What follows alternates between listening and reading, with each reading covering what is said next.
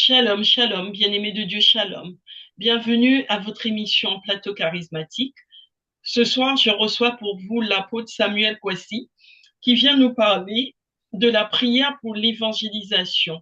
Donc, nous allons prier pour l'évangélisation. Bonsoir, apôtre. Bonsoir, servant de Dieu, Rebecca Martin. Comment allez-vous ce soir? Oui, ça va, Dieu fait grâce. Merci. Et Amen. vous? Amen. Eh bien, chez nous, ça va aussi. Il pleut, mais il fait froid, mais ça va. On tient tout. Dieu vous Amen. fortifie. Amen, amen. Eh bien, nous allons prier pour nous mettre en communion avec l'Esprit de Dieu. Allons-y, servant de Dieu. Amen. Éternel Dieu Tout-Puissant, Seigneur, nous nous venons te te confier rendons ce temps, grâce éternel Dieu de gloire, pour de ce moment, prière, éternel Dieu de gloire, pour nous te demandons l'enseignement ta de face. chaque Tu nous parole, demandes, éternel Dieu, chaque le mercredi, partage tu de nous ta confies, parole, éternel Dieu, pour faire nous cette prions de prière vous pour accepter, bien l'évangélisation. entendu. Tu as dit, éternel Prions Dieu de de vous gloire, faire que la désirer moisson Dieu. est abondante, mais les ouvriers sont peu Prions de nombreux. vous faire C'est pourquoi tu désirer, nous appelles, Seigneur, chaque mercredi, à Seigneur. prier, éternel Dieu de gloire, en ta Prions de vous présence, faire désirer, afin que Père, tu envoies, que au le Père nom Céleste envoie des ouvriers dans sa moisson. de Jésus, mon Dieu. Éternel Nous Tout-Puissant, prions de bénis-nous, vous éternel. aider, Seigneur. Bénis nos lèvres, Au bénis nos nom bouches, de Seigneur. Jésus. Bénis-nous, Seigneur, pour Oh, pouvoir parler à tes Père, que enfants la ce soir. gloire te Pour revienne parler, pour au recevoir, nom de Seigneur, Jésus-Christ tes enfants, de Seigneur, afin Nazareth. qu'ils reçoivent quelque chose de toi, Papa. Qu'ils La reçoivent, gloire te Éternel. revienne Nous voulons au donner ce nom soir, de Papa, que tes Jésus. enfants reçoivent. Au Au nom de nom Jésus. tout-puissant, glorieux de Merci, Jésus. Seigneur. Amen. Amen, amen, amen. Eh bien, je vous laisse la parole, apôtre. Merci, servant de Dieu, que la grâce de Dieu soit sur vous. Amen. Que la grâce de Dieu soit sur vous, internautes, qui nous suivez, qui prenez du plaisir, qui accordez de l'intérêt à ces émissions, parce que vous avez compris Amen. que le Seigneur vous éclaire, le Seigneur vous fait grâce de comprendre certaines choses concernant l'appel de Dieu sur votre vie, concernant euh, votre ministère, votre service dans le royaume de Dieu, puisque la parole de Dieu dit que nous sommes ses serviteurs, hommes et femmes, à qui il a donné son Esprit Saint, vous a ajouté donc à son Église, à son épouse, et il attend de nous que nous portons. Que la Amen. grâce de Dieu soit. Alors, Jésus, la parole de Dieu va faire une comparaison entre, c'est-à-dire la relation qui doit exister entre l'Église et Jésus-Christ, comme une relation qui existe entre un époux, un homme, un mari, et son épouse et sa femme. Alors, Éphésiens chapitre 5, le verset 23 qui dit, car le mari est le chef de la femme, comme Christ est le chef de l'Église, qui est son corps, dont il est le sauveur. Alors, par cette image, on nous montre et nous comprenons que l'Église est la femme donc de Jésus. L'Église est l'épouse de Jésus-Christ. Donc, Jésus donc, est l'époux, est le mari. Alors, tout comme une épouse doit faire des enfants, doit donner des enfants à l'époux, c'est comme cela que l'Église, donc tous ceux qui composent l'Église, travaillent à ce que des âmes soient présentées à Jésus-Christ de Nazareth. Des âmes soient présentées à Jésus-Christ. Vous êtes un homme, vous êtes une femme, parce que sur le plan spirituel, l'homme et la femme représentent une épouse. Et soit vous êtes une épouse pour Satan, soit vous faites partie de l'épouse de Dieu, qui est Jésus-Christ. Et spirituellement, personne n'est célibataire. Personne n'est célibataire. Soit vous faites partie de l'épouse de Satan, soit vous faites partie de l'épouse de Jésus-Christ. Et ceux donc qui sont en Jésus-Christ, hommes et femmes, vous représentez une femme, donc l'épouse de Jésus. Maintenant, l'épouse de Jésus, qu'est-ce qu'elle doit faire pour son mari? Elle doit donner des âmes, elle doit donner des enfants à Jésus-Christ. Et là, on parle plus clairement dans notre jargon, on parle de l'évangélisation. Amen, amen, amen. Donc, c'est pourquoi hommes et femmes en Jésus, tous, nous sommes appelés à évangéliser, qui est le témoignage, témoigner de Jésus-Christ. Et cela exige que vous ayez une expérience avec l'époux, avec Jésus-Christ, un peu comme le fou de Gadara. Le fou de Gadara, dans Marc chapitre 5, a eu une expérience avec Jésus-Christ.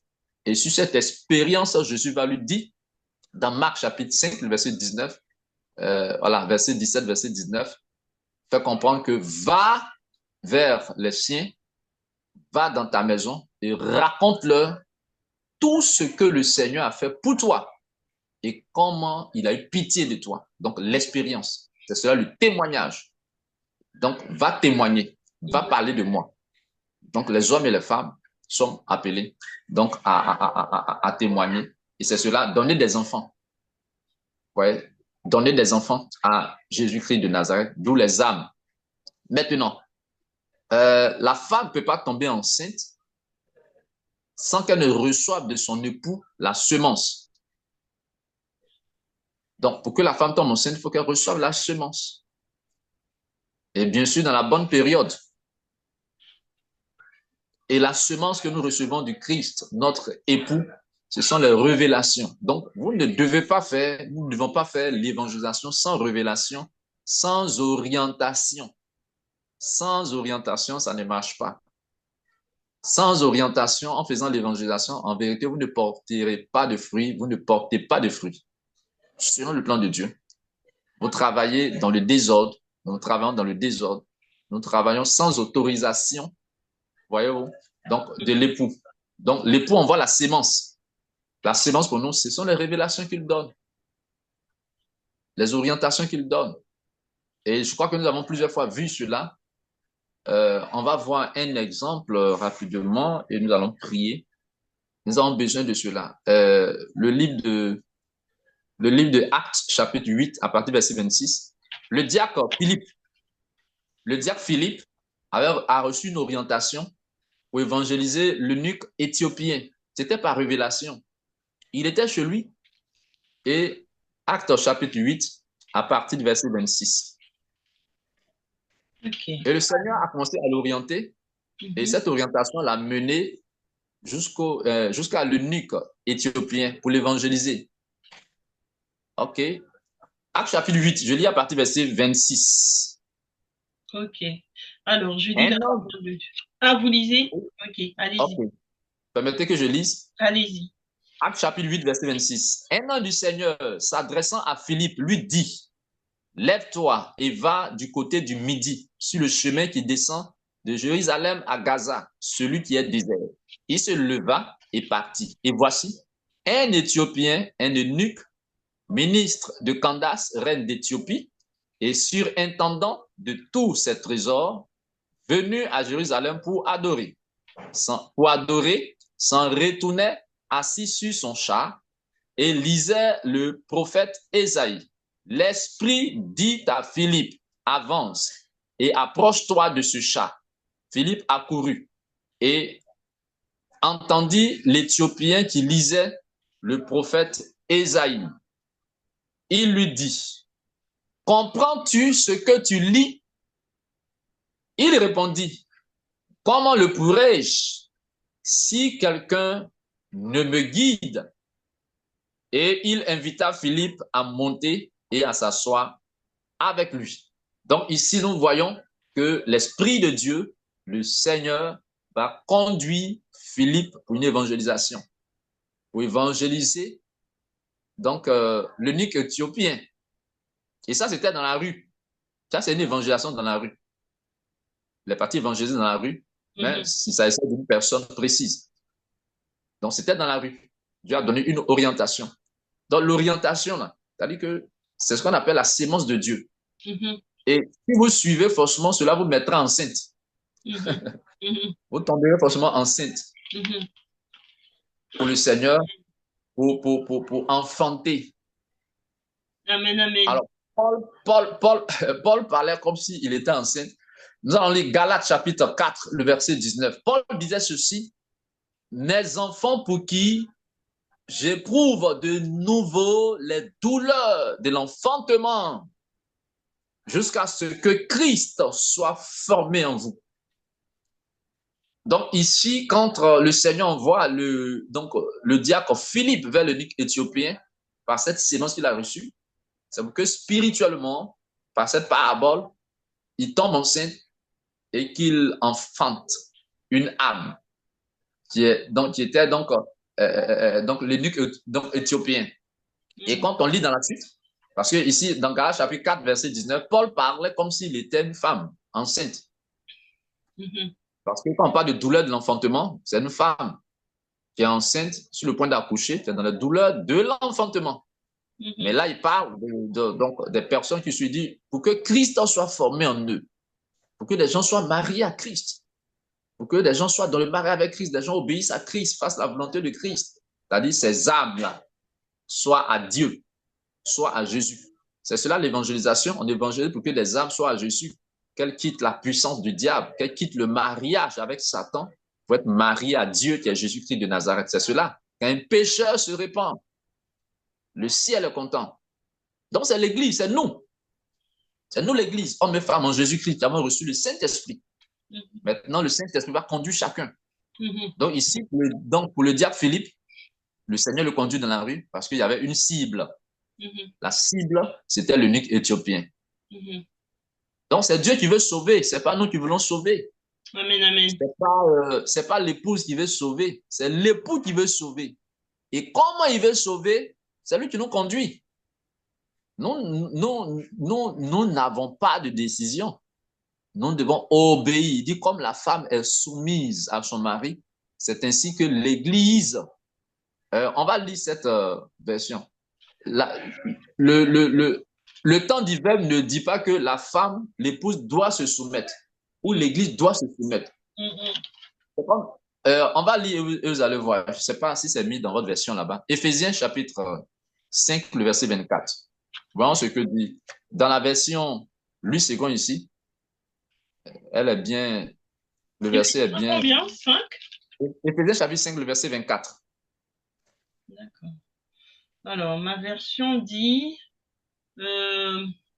mais tout comme l'Église se soumet à Christ, que les femmes aussi se soumettent en tout à leur mari. Amen. Alors, regardez le temps du passage. Tout comme l'Église se soumet.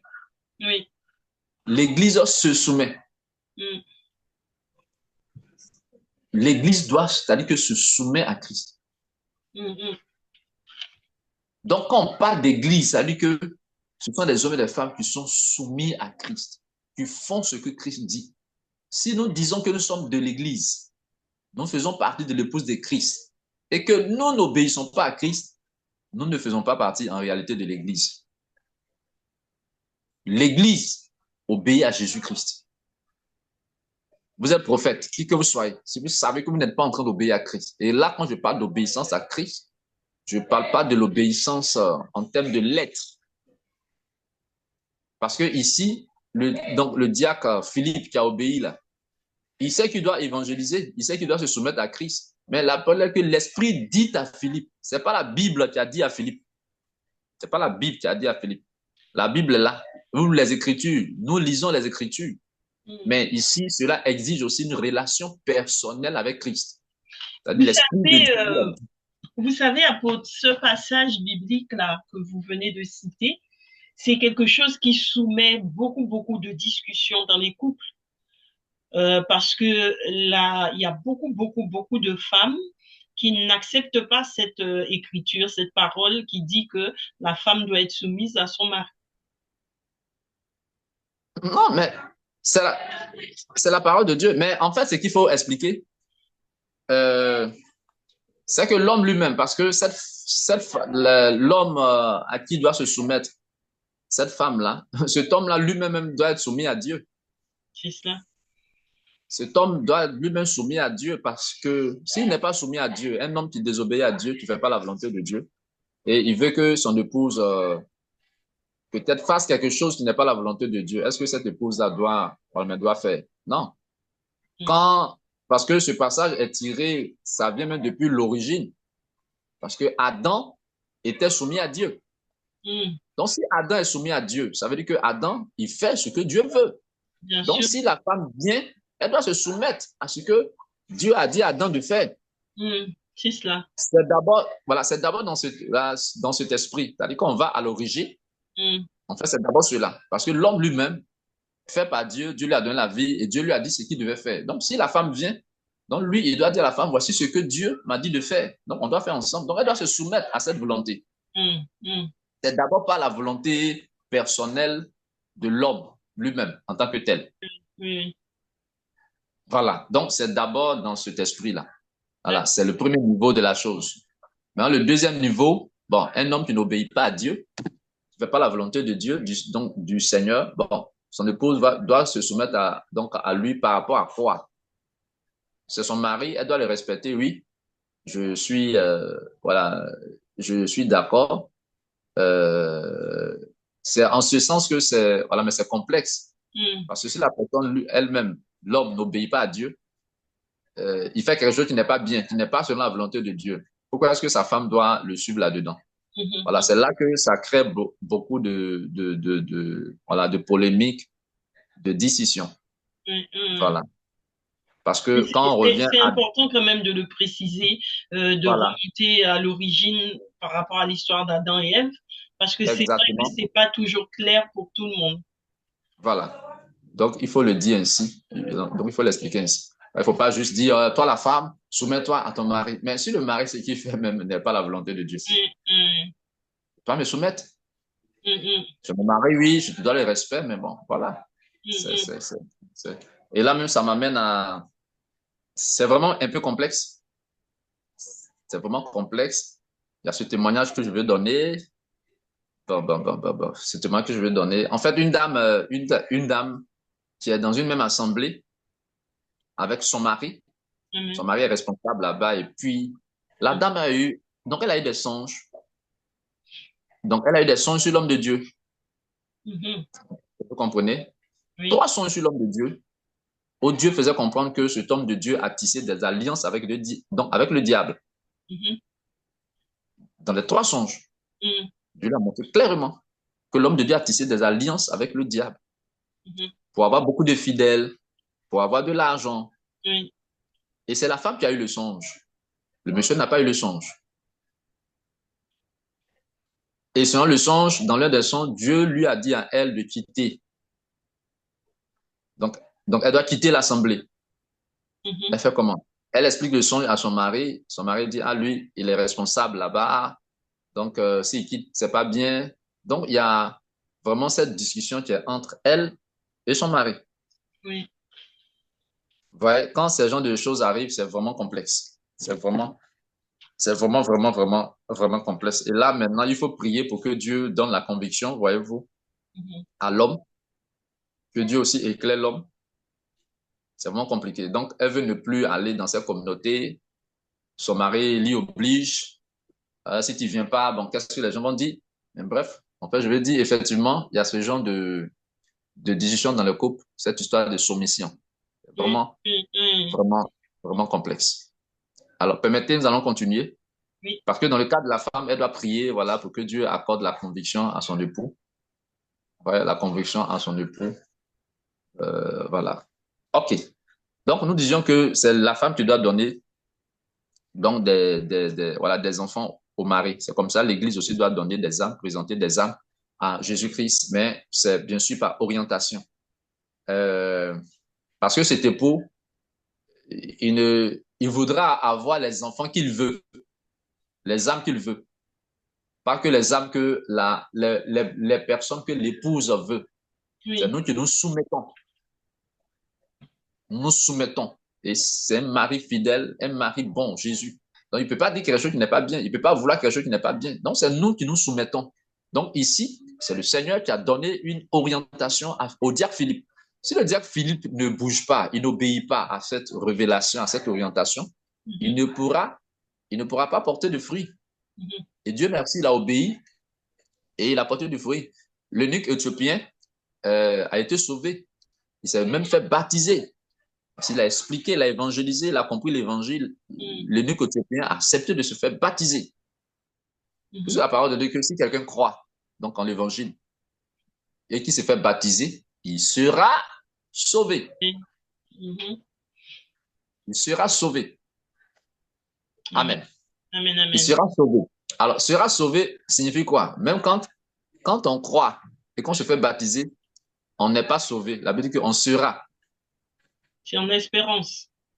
C'est en espérance. Ça veut dire, quand on a cru là, on doit encore continuer à obéir Mhm. jusqu'à la fin de nos jours. jusqu'à la fin de nos jours. Amen, amen. Donc, c'est-à-dire que si on ne continue pas à obéir, donc on ne sera pas sauvé. C'est pourquoi je l'ai dit que Israël, Matthieu 21, verset 43, Jésus a dit à Israël que le royaume vous sera enlevé parce qu'ils n'ont pas obéi. Ils ont rejeté Jésus. Le royaume vous sera enlevé, donné à une nation qui en rendra le fruit. Donc, sera sauvé. C'est-à-dire que c'est en espérance. Il a cru, il s'est fait baptiser, mais il n'est pas sauvé, il sera sauvé. Ça veut dire qu'il y a une continuité à obéir, même quand on s'est fait baptiser. Quand on a cru, qu'on se fait baptiser, parce qu'il y a des instructions que Dieu va vous donner. Amen, C'est-à-dire qu'on amen. a cru et puis on est encore là. Tu n'es pas mort, tu n'es pas décédé, on est là. Nous sommes dans le corps de Christ. On fait partie du corps de Christ. Il est le chef sur nous. On représente sa femme. Donc, il y a des choses qu'il veut qu'on fasse. Il nous donne des songes, il nous parle. Il veut qu'on porte du fruit. Donc, on obéisse. Donc, vrai qu'on a cru, on s'est fait baptiser. Si on n'obéit pas, on ne sera pas sauvé. On ne sera pas sauvé. Amen, Et amen. cela me rappelle un songe que j'avais où dans le songe, je parlais à l'église. Je disais, ah, l'évangélisation que Dieu nous demande de faire, si on fait, on sera sauvé. Donc, ça veut dire que si on ne fait pas, on ne sera pas sauvé. Amen. On ne sera pas sauvé. Donc, il y a cette obéissance, cette exigence. Dieu veut que nous portons du fruit. C'est ce que je voulais dire. Alors, on va terminer avec ce verset. 1 Pierre chapitre 2, le verset 4 au verset 5. Que l'Église, qui est le corps de Christ, qui est la femme de Jésus, qui est l'épouse de Christ, qu'est-ce qu'elle doit faire? Elle doit offrir des âmes. Elle doit présenter des victimes spirituelles, agréables à Dieu par Jésus-Christ. Alors, je vais vous permettre de lire cela et nous en prier. 1 Pierre chapitre 2, verset 4 au verset 5. Alors, je lis la parole de Dieu. Approchez-vous de Christ, la pierre vivante, rejetée par les hommes, mais choisie et précieuse devant Dieu. Et vous-même, en tant que pierre vivante, laissez-vous édifier pour former une maison spirituelle, un groupe de prêtres saints, afin d'offrir des sacrifices spirituels que Dieu peut accepter par Jésus-Christ. Amen. Okay. Ici, la Bible dit que nous, étant en Jésus-Christ, l'époux, Jésus-Christ, la pierre vivante, nous, les pierres vivantes, on forme une maison spirituelle, qui est l'Église, en fait. Un saint sacerdoce, c'est l'Église du Seigneur, c'est l'épouse de Christ, c'est le corps du Christ. Donc, Christ est le sauveur. Et la parole de Dieu dit que ce que nous avons à faire, c'est d'offrir des victimes, offrir des victimes spirituelles, c'est-à-dire des âmes, offrir des victimes spirituelles qui soient agréables à Dieu par Jésus-Christ. Qui soient agréables à Dieu, c'est-à-dire que la maison spirituelle qui est formée, l'église, là, le but, c'est de lui offrir des âmes, c'est de lui offrir des victimes spirituelles, appelées ici. Donc, les âmes qui sont ici dans ce verset, au verset 5, appelées des victimes spirituelles, pour qu'elles soient agréables à Dieu par Jésus-Christ. Agréable à Dieu par Jésus-Christ. Donc ça, c'est notre but. Hein? C'est notre but, c'est l'objectif de l'épouse de Christ, la femme de Christ. Mais, faites attention, je dis la semence, c'est le Seigneur qui l'envoie. C'est le Seigneur qui l'envoie. Alors, voyons deux autres exemples rapidement de semences, d'orientation que Dieu donne. Acte chapitre 16. Acte, le chapitre 16, le verset 9 au verset 10. L'apôtre Paul est allé évangéliser en Macédoine. C'est lui, l'apôtre Paul, qui parlait dans Galates chapitre 4, verset 19, que il dit, il éprouve de nouveau les douleurs de l'enfantement. Alors lui, il tombait beaucoup enceinte. Il portait du fruit parce qu'il recevait l'orientation du Seigneur dans l'évangélisation. Acte chapitre 16, verset 9, la parole de Dieu que pendant la nuit, Paul a eu une vision. Amen. Un Macédonien lui disait, Paul, passe en Macédoine et secoue-nous. Et la parole de Dieu dit que Paul, ils ont compris que Dieu voulait qu'ils aillent en Macédoine pour aller annoncer l'évangile, pour aller évangéliser. Donc, par la vision, il a reçu la semence, l'orientation pour l'évangélisation. Donc, quand vous recevez, que vous obéissez, forcément, vous porterez du fruit. Forcément parce que vous allez faire des âmes seront, présentées à Christ. Présentées à Christ. Amen. Amen, Et amen. dernier exemple, le cas de l'apôtre Pierre dans Actes chapitre 10, où il est allé chez Corneille. Cette vision qu'il a reçue. Actes chapitre 10, partie verset 10 jusqu'au verset 43. Alors, on nous parle un peu de ce qui s'est passé avec l'apôtre Pierre. C'est une révélation. S'est rendu dans la maison du dignitaire Corneille, où Corneille avait invité ses amis intimes et ses parents. Pierre est parti prêcher là-bas. Des gens étaient sauvés. Ils ont reçu le baptême du Saint-Esprit. Ils ont aussi reçu le baptême d'eau. Donc, c'était par orientation. Pierre n'est pas parti de lui-même dans la maison de Corneille. C'est par la sémence qu'il a reçue, la révélation. Et ça, forcément, ça fait porter du fruit. Et quand vous lirez cette histoire, c'est que Pierre, par la prédication, Dieu, le Seigneur a donné le Saint-Esprit à tous les païens qui étaient là, qui écoutaient la parole. C'était merveilleux. Il a porté du fruit. Il a porté du fruit. Amen. Amen, amen. Je voudrais vraiment que nous prions, que le Seigneur nous discipline à la marche de son esprit dans l'évangélisation. Une épouse soumise, une épouse qui se soumet, qui obéit à ses exigences, qui obéit à ses instructions. Et il y a ce verset qui me vient à l'esprit. Vous voyez, dans Matthieu chapitre 11, ce verset n'est pas pour les païens, c'est bien aussi pour nous qui sommes avec Jésus. Matthieu 11, verset 28. Il dit, venez à moi, vous tous qui êtes fatigués et chargés. Je vous donnerai du repos. Amen, amen. Et au verset 29, il dit ceci. Il dit, prenez sur vous mon joug et puis recevez mes instructions. Instruction, ça veut dire quoi? Il va nous dire, il va nous donner des instructions, il va nous donner des commandements, il va nous dire ce que nous devons faire à chacun de nous pour porter du fruit. Amen. Il dit, prenez mon joug sur vous, recevez mes instructions, car je suis doux et humble de cœur, et vous trouverez du repos pour vos âmes. Nos âmes ne seront pas sauvées si, bien vrai que, si nous ne suivons pas ses instructions, même si nous sommes avec lui. Suivez très bien. Matthieu 11, verset 29. Prenez sur vous mon joug. Dites, si vous êtes venu à moi parce que vous pensez que vous êtes fatigué, vous êtes chargé, je vais vous donner du repos, mais le repos que je vais vous donner, c'est comment? Comment est-ce que ça va se passer? Je vous donne mon joug. Prenez mon joug. Acceptez que je vous conduise. Acceptez que je vous guide. Acceptez que je sois votre berger. Acceptez de faire ce que je vais vous dire. Recevez mes instructions. Alléluia. Amen, amen. Car moi, je suis doux et puis humble de cœur. Et c'est en cela que vous allez avoir le repos de vos âmes. En fait, c'est la même chose. Marc 16, verset 15. Allez faire de toutes les nations les disciples, baptisez-les. Plutôt, allez et prêchez la bonne nouvelle à toute la création. Celui qui va croire et se faire baptiser sera sauvé. Il sera sauvé. Donc, on est baptisé, on a cru, on s'est fait baptiser. Il va nous donner des instructions. Amen. Si on obéit, on sera sauvé. Si on n'obéit pas, on ne sera pas sauvé. Donc, si on n'obéit pas à ses instructions, nous n'aurons pas le repos de nos âmes. Donc, nous ne serons pas sauvés. Amen, amen. Amen. Ouais. Amen. On va prier, servant de Dieu. Amen. Au nom pour le corps du Christ, que Dieu aide son Église que nous sommes dans le monde entier à porter du fruit pour lui, à lui présenter les victimes, à donner la vie aux âmes par notre obéissance au nom de Jésus. Nous prions le Seigneur. Seigneur, merci pour ta parole. Nous te rendons grâce et bénissons Dieu vivant et puissant. Nous prions au Dieu vivant comme une épouse.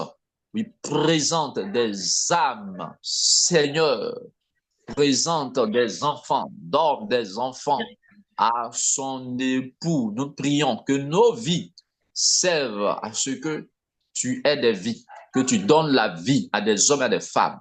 Les âmes, Seigneur, au nom puissant de Jésus, que soient présentées des victimes spirituelles. Discipline-nous, discipline ton serviteur, ta servante dans l'évangélisation, car c'est toi qui donnes la semence. Aide-nous, conduis-nous, guide-nous, montre-nous quoi faire, conduis chacun. Père, c'est toi qui as montré à Philippe, au diacre Philippe, à chapitre 8, verset 24, nous sommes au verset 34.